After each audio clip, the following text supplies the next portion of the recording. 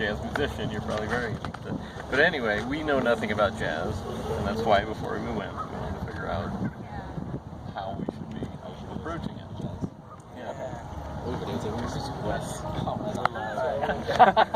With liberal edits. Cool. Alright, so when you guys think about jazz, like I'm assuming you've all heard the word jazz before, right? You guys heard of jazz?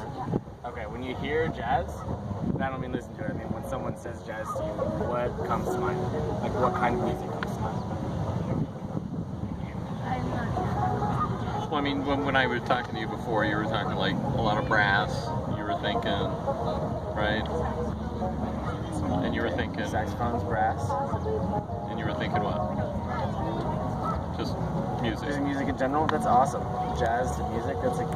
That's a great connection. I wish all kids had that. Okay, so the point of me telling you about this before we go to listen to this jazz concert is, by and large, most people's opinion of jazz is that it's just music that was made from like the 20s until the 60s, and it swings, and there's big bands, and people are dancing, and you have a lot of brass and saxophones, like you were saying, and it sounds the same.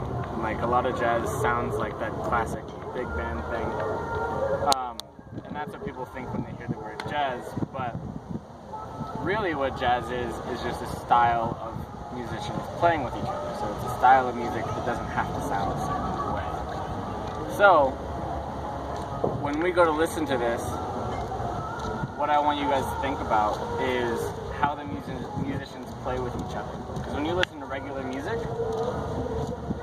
all the musicians, they're obviously playing with each other, but most of it is all planned out, and it's all scripted. So people practice their parts, and they go and they put in a performance, and everything usually happens the way that they plan it to happen. But in jazz, it all happens on the spot. So it's kind of like having a conversation with someone. If I was to just talk to John about football right now, we didn't really script that conversation. We're just going to talk about football and see what happens. And it might be a terrible conversation, because I don't know anything about football, and I don't know if John does either. But we try to talk about it. And that's basically what happens in jazz, is through your instrument, you just try and have a conversation with another musician. And that might not really make sense right now, because how could you have a conversation with an instrument?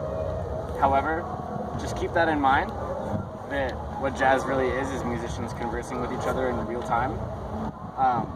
So when we go and listen to this, try and pay attention to how one musician plays something and another musician on the other side of the stage or something will respond to what he plays. And then maybe another musician will respond to what they play. And then before you know it, sometimes you have a whole band that has a conversation about one thing, but they're not talking. So they're repeating like chords, or it could be rhythmic phrases, it could be chords, it can be anything, honestly. But just keep your ears open for people interacting with each other. That's the main thing.